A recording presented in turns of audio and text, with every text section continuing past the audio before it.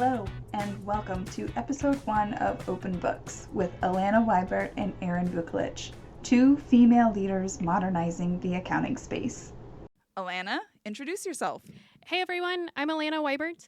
I've been in the accounting space for about 8 years now. I started in the manufacturing industry and then kind of did the non-traditional thing and came into public accounting. From there, I started down the traditional path of mainly tax and then found my love for advisory and shortly moved over once I saw that. When I moved from manufacturing into the firm I'm at now, that's where I met you. And we became buddies ever since. Tell them a little bit about yourself. Great, thanks. My name's Erin Vukolich. I have been in the accounting industry for about 12 years. Worked at the regional CPA firm that Alana is currently at for about 11 years and really fell in love with technology and all of that and what we can do with tech to work with our clients. From there, moved to BotKeeper for a little under a year, but that was a fascinating experience working on the tech side. And then now I am at a smaller firm focusing in the hospitality industry. Awesome. So, Alana, Yeah. why did we decide to start a podcast? Why did we? Right? There's so many podcasts out there. Mhm. So why did we decide to join the masses, it feels, and create a podcast? And I think, for both you and I, when we were continuing our journey in leadership, right, particularly in the public accounting space, we were looking for some source of content, thought leadership that was focused on women in leadership, right? You and I are both like, that's what we love. Leadership, particularly like female leadership. So I think we were looking for kind of maybe a gap in what some podcasts can offer. Is that what you would say? That's good. Yep. The other thing we were looking for is what do we wish we had back 5-6 years ago when we were both kind of starting our leadership journeys. What does that look like? There's not a lot of stuff for women in the leadership space, but we knew leading our teams was what we wanted to do. Yep. So providing something that we wish we had back in the day, a little further back for me, but that was definitely, I think, the driving force for me behind it. Yeah. And I think too, especially like we are, in the public accounting industry. So that's kind of where our podcast probably like where its home is, while we're going to cover all things leadership that can be applied to so many different, service industries, but leadership as a whole. Public accounting is still very traditional. Extremely. And you and I are not so traditional.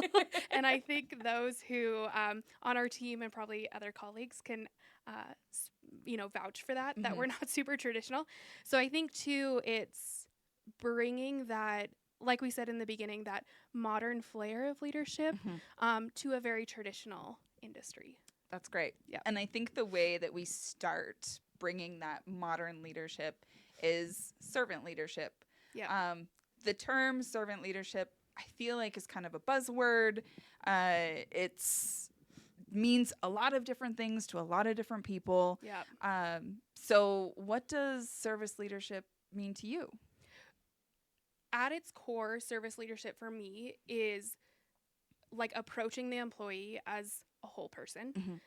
There is no like split between them leaving things at work, bringing things into work. Like it is just one whole person. And how do you continue to manage that?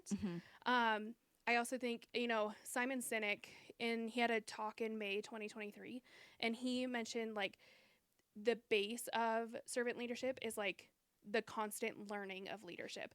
And I think that's so true for what we're trying to achieve in our leadership styles is like, as a leader, I think previously, many years ago, it could have been like, you have to know all the answers.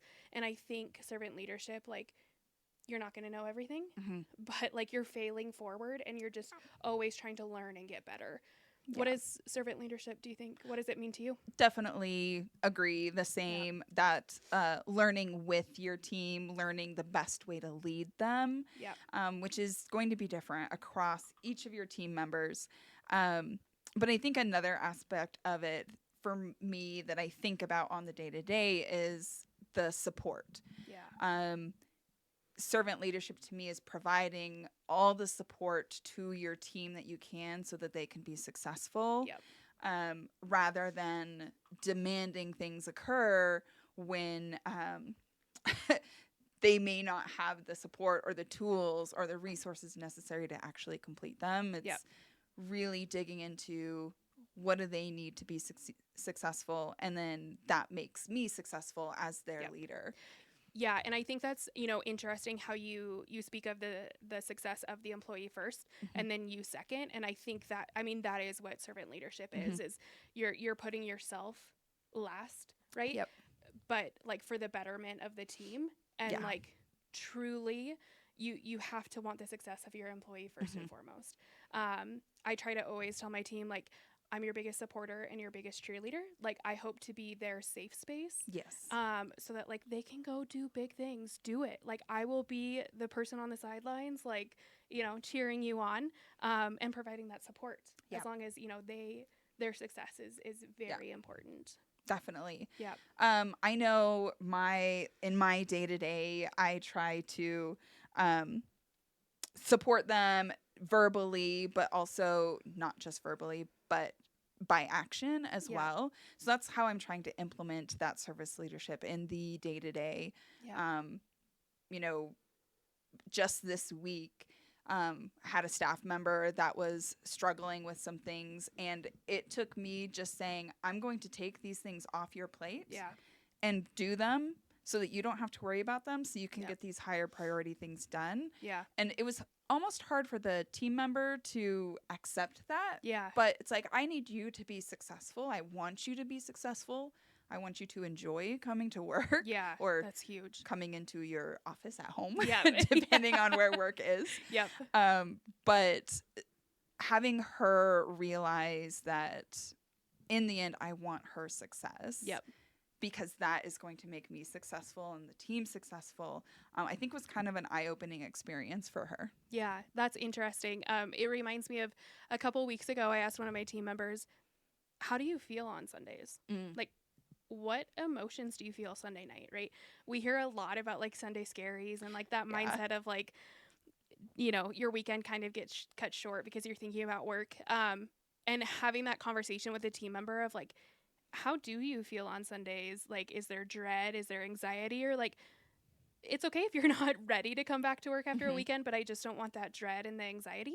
And so in talking through that conversation, it was like, okay, what can we do? Your Mondays are rough. What can we do to like set you up better so that you're not feeling that way, right? But I think what's important is having those conversations, asking them, what do you need to come off your plate, or how can I help you? And then following through with that, right? Great. Actually having the action to match, what you're telling them is huge, for sure. Would definitely agree. It all starts with asking that question. Some things you can intuit a little bit, but definitely asking that question. Being super clear. So when we both started down like our leadership journey, right? How did you start to formulate like, oh, servant leadership speaks to me. This is the type of leader I want to be. How did you find your way? I think really I saw what wasn't working and what I had experienced and knew that there was no way I wanted to put one of my team members, one of my coworkers through that experience. But that was definitely the driver. And we were both very lucky to have a mentor who we will have on in a future podcast. We were very lucky in that we had a mentor who was very concerned is the wrong word, but very concerned with our day-to-day, our success, and how we were feeling. And that spoke to me as something that I wanted to instill in my team. So that's definitely I saw what wasn't working, what I absolutely hated about work and management. I was like, I don't want to be that.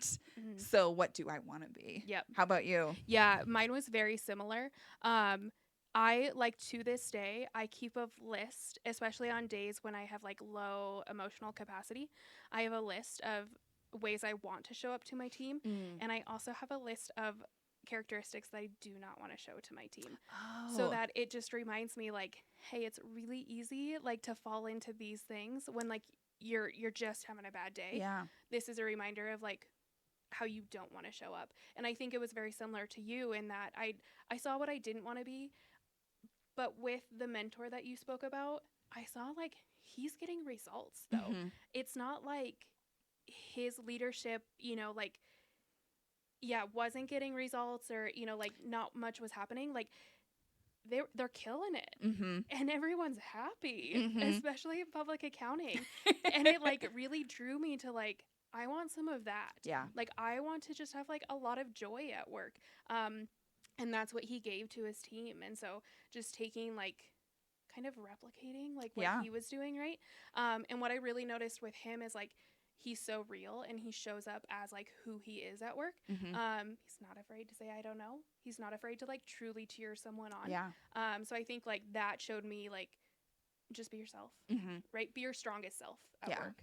Yeah. I think the other thing that I knew intrinsically prior, like with old managers previously, was that there's a mindset of this person is just a number. Yeah. They are maybe not actively trying to do a bad job, but they quote unquote don't care, Yep. don't want to work anymore. Again, quote unquote. Yeah. And I knew that to be so false Mhm. from just talking to my coworkers.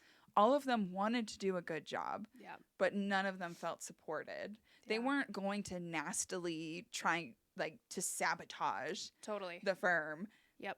But we're human. We make mistakes, but we shouldn't come down horribly on anyone because of that. Yeah. And that was all management by fear, which is what I had known prior to our mentor kind of taking us under his wing. Yep. But yeah, something that I knew I would not want to replicate and definitely not have as part of my leadership style or leadership voice. Totally. And also I think like what I've learned is leadership has a responsibility to the employees. And I think before like I realized that, which seems something so like simple, but before like you really realize that, you or at least I was looking at the like employee boss relationship as like what is my responsibility? Like they've hired me, what am I bringing to the business, to this relationship? Like I was looking at it solely like that. And then it dawned on me like, hey, I'm busting my butt. There is something that management does owe me, right? And not in like I'm just gonna sit here and like things will fall in my lap type of way, but like if I'm working hard and I know I have a worth, like it's okay for me to expect something from my manager in return. Yeah. Yeah.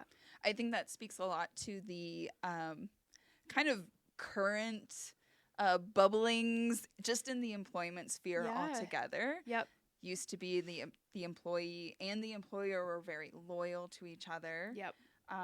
As the employers and management cared less about their staff, Yep. that loyalty really broke down. Yeah. I totally understand why an employee would not be loyal to a company that treats them like trash. Yep.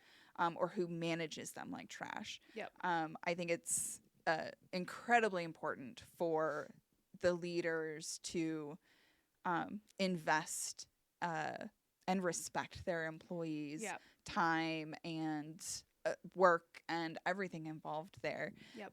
So kind of bringing it into a lot of companies ask, where's that loyalty now? It's like, well, Yeah. look at your management and Yeah. Where's your that loyalty? might be why. Yeah, definitely. Totally. Yeah. The other day in a meeting, like I was talking with a team member and I was like, that's my responsibility to you about some like capacity things. And I was like, but that is a responsibility of me to make sure like you're set up for success. They were just kind of like, oh, like yeah, I guess it is. And I'm like, no, it totally is, right? Like, that's not something you can control. And I'm not going to pretend that you have full control over Right. that. And it's okay, like, just to draw a line and be like, yeah, that is my responsibility to you, right? And so, like, Definitely. this is the plan going forward. But, yeah, I think just realizing that was kind of like a light bulb moment for me, Yeah. for sure. I Yep. think also when we talk about our leadership voice or our styles, and you kind of mentioned this earlier, is that ongoing learning. Yeah. Your leadership style and ours definitely is going to change from team member to team member, and also as we're learning with the team. Yeah. Do you know, or have you recognized any ways you have changed recently from your like first starting out servant leadership to now? Yeah, that's a good question. And this is something that I've like picked up on probably from like my team a little bit. In the beginning, I was very focused on I want to learn my team. Like, I really want to learn that trust. And I think like that's a great way to start like a relationship, is to really know about them. And then what I've kind of learned once I really got into it is like, oh, they might want to know something about me. Like, it's okay. Like, because I know, like, with my boss, I know quite a bit about him, and we have a really great relationship. And it's two ways, Yeah. right? And so starting now to like really look at that relationship as two ways. Still, of course, having boundaries, right? And the boundaries are different based on each person, and that's okay because it is, individualized. But yeah, really opening up and realizing like, hey, yeah, they just probably want to know a piece of me too, and that's okay, Yeah. right? And I learned that just by like, they would ask questions here and there, and I'm like, oh yeah, I guess you wouldn't know that about me, type of thing. So that's something I've definitely got more comfortable with as the time has gone on, for sure. Yeah. What about you? So mine's a little opposite of Yeah. yours. I have learned kind of, I would say, over the last couple of months that I need to be not quite so open. Yeah. And in one of our upcoming, soon upcoming episodes, we'll talk about the balance and the line between being a leader and being a friend, and how to try to avoid the pitfalls. I'm very bad at it. But for me, it was learning that I can be too open and too honest about things. Honest might not be the right word, but too willing to share everything when really I should probably hold back on some stuff, just for the benefit of the employees not like mulling over things in their heads, wondering what's happening. And I have learned that I need to keep some things a little close to the chest while still being as open as I can other ways.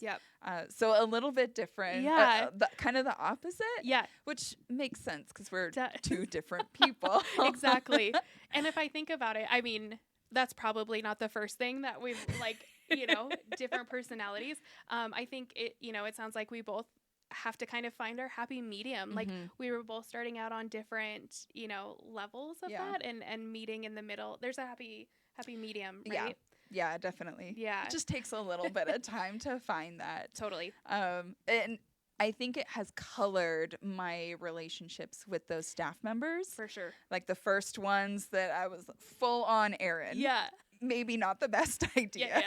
And now like the new staff coming in are getting a little less Erin, which is a good thing. Hopefully. We'll find, I guess you guys will find out exactly over the next, I'll give you an update in 6 months. We'll let you know in 6 months how that goes. Let you know if I learned any more things. But speaking of that, we are going to do a recurring segment about lessons learned from our team. And I think we kind of just shared exactly what we've learned. Sometimes we need to be a little more open. Sometimes a little more circumspect, probably. Totally. Yeah. But I think that segment like just holds true to like what servant leadership is, and we can learn so much if we allow ourselves to, right? I think maybe some people who aren't learning as much on a day-to-day basis. Like they very much hold their cards close to the chest and like don't allow themselves to learn. And so I think even when we were talking about this segment, it was like, geez, Louise, I do learn a lot from my team, and like I want to continue learning that. And like identifying those, I think that's been really cool for me so far. Yeah, definitely not something when I look back at all of the managers and bosses I've had in the past. Like I feel like that is one way that we've set ourselves apart. Not to pat ourselves on the back or anything, but to pat ourselves on the back. I do feel that continuous learning from our team, from external sources, from each other, totally, from the people who lead us, is just, we will continue learning and it will never stop. Totally. Yeah, it's huge. Definitely. Yeah. So let's jump into our other reoccurring segment that we're going to have. So towards the end of each episode going forward, we'll also just include like what would we have told ourselves, when we started down our career, or geez, maybe it's last week when we were going through something, depending on the timing of the episode. But what would we tell ourselves however long ago? So as you now are well into your leadership career, looking back, is there something you would have told your prior self? A good question. I did think about this beforehand. I would say kind of twofold. One would be that the first management style that you get in like your real career. So not necessarily looking at like the pre-career, like college jobs, that kind of stuff, but like career. The fun jobs. Yeah. Before fun. the career. Yeah. We have fun now. So retail is not fun. Okay. Fair enough. But that first management style, when I saw that, I thought that was it. Like that was how you managed. I was fairly young. I don't remember how old I was. Young. It's been a long time. But I thought like, okay, apparently this is what management is. Wasn't really happy with that. So I would have told myself like, no, this isn't the only way for you to go. You can be the type of manager you want to be. You can find what works for you. And part of that is just trusting your gut. I knew it wasn't great. I knew I didn't like experiencing it. And I wish I had trusted my gut a bit more and spoke up a bit more that this management style absolutely did not work. I think perhaps some of my past coworkers might say I was too vocal, but I feel like I should have been more vocal. So, but that's definitely mine. Like, trust your gut and don't believe the first thing that you see, if that makes sense. Totally. Right. Because without the exposure, like, how would you know that there's other stuff out there? Yeah. Totally. How about you? Yeah. So mine, in hindsight, or what I would tell myself, right, is there was chances like to test out like my tone or find my leadership voice before I had direct reports. And I never like identified that, because also like you don't start a job and they don't tell you like, okay, this is how you get into leadership, right? Like it's very much in flux. And I previously just viewed leadership very much as like a direct report type of relationship. So I never thought like, hey, I could like strengthen some of my leadership bones now. Because you can manage like sideways or, even up or with client work, especially in public accounting. So there's ways to find like and test out leadership. And I would have liked to identify that like earlier. I just like tested the waters a little bit before I tested on some of my team members. It's all good. But that would have just given me some additional exposure. So just identifying that sooner. Your point about like testing the waters, like sideways managing with staff or clients. If we're talking about specifically the public accounting industry, being leaders with your clients is a great, like low stakes way to start, because they aren't going to have the potential confrontation of a colleague who maybe is like very standoffish or, has some personality traits that just don't mesh well. I feel like that is a huge opportunity that our industry specifically has. Yep.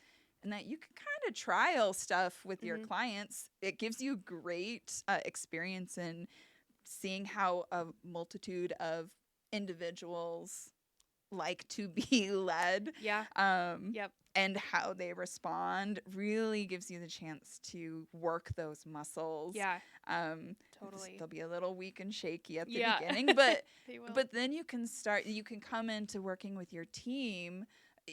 Even if you're not a direct report Yeah. or whatever, you can upwards lead for sure. Yep. Having strengthened those muscles a little bit, I think gives you a bit more confidence. Yeah.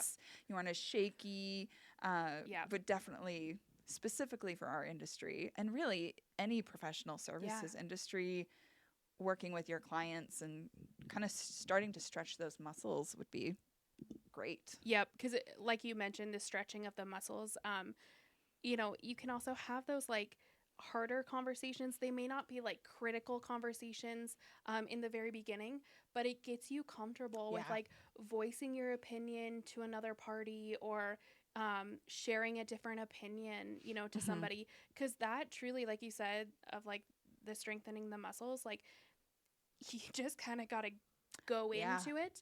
And as you do it more, you do get comfortable and you see like, okay, this went okay. You know, I can continue to do that. And like you said, it's a relatively like low stakes way to get comfortable with that. So then when you do have to have those critical conversations, when it comes to, you know, if there comes a time to manage your direct reports, you have some sort of like strong foundation to lean on. Definitely. Yep.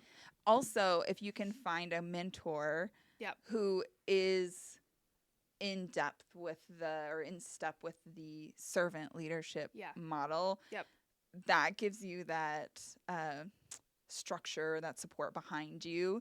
You can bounce things off of them like, hey, I went and talked to a client about this. This is how it went. What are your thoughts? Like, how would you have handled this?